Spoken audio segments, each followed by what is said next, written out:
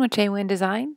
I'm going to show you how to work with FTP so that you can upload and download images and work with them as needed for your WordPress website, as the case usually is, but not always.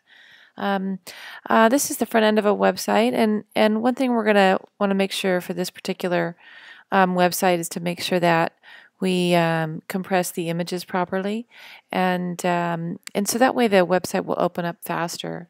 So this is the front end, and in order for me to provide an FTP access, I'm going to send you a username and password, and also a host information, which is your FTP access. So if I can just click on this and get it to move, the first thing that I'm going to have you do, as soon as I get this to cooperate, is to download Filezilla. And that's a nice free host, FTP client, I should say. And, oh, come on. There we go.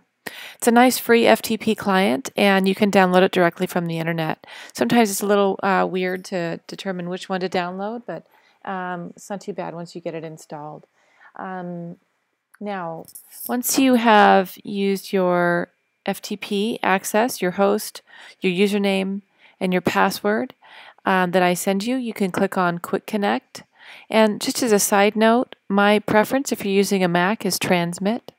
So that's going to look something like this if you're using Transmit. But we're using Filezilla because most people are on PCs today.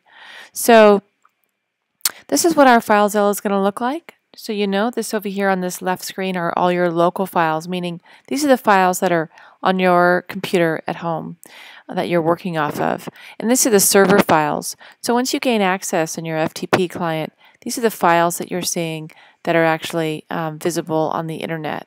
And this particular file structure is giving us access to the images that are available in this WordPress site here. So if we go back over here,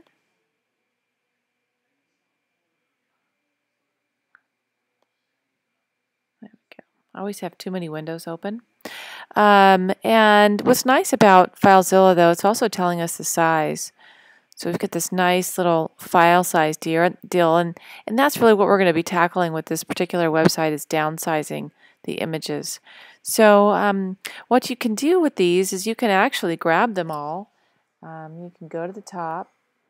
Let's say we wanted to compress them. We can go to the top, roll down here to the bottom, and that's a lot of images, but it's just an example. And we can either right-click and download, or drag and drop them into a file.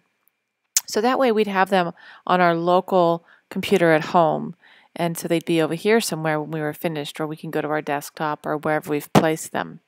And then if we wanted to work with them, we could do that. For instance, we're going to take these particular images and we're going to use this image resizer.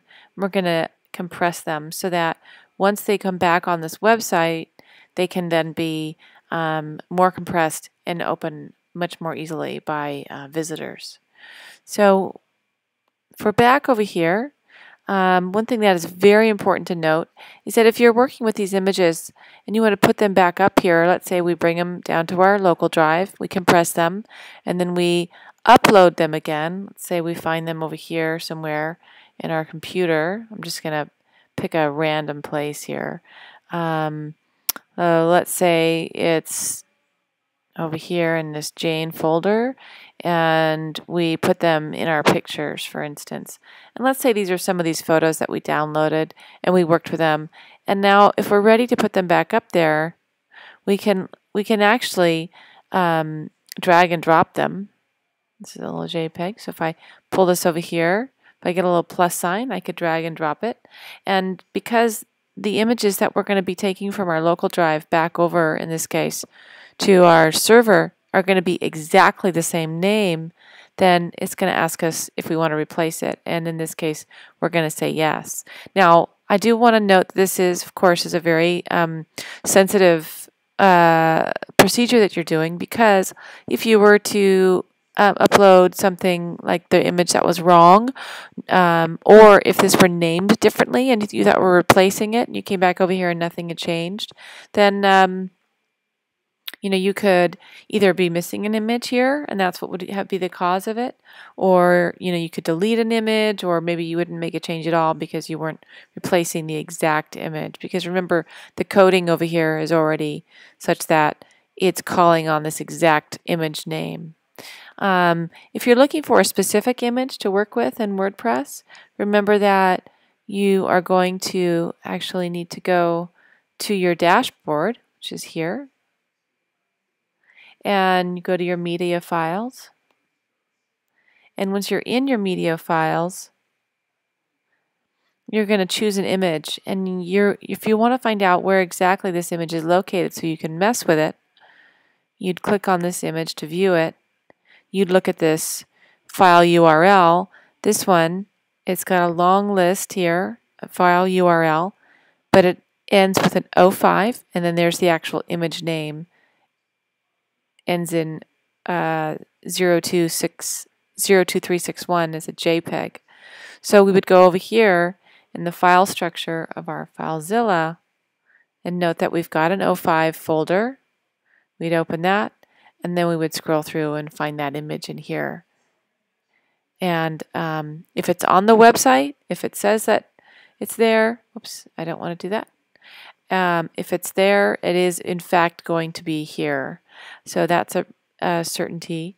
So when there's a problem, let's say you can't find it, there's usually an issue as far as recognizing the file path or the image name. Okay, so that was just a quick overview, how to use an FTP client and work with your images via FTP. Thanks so much.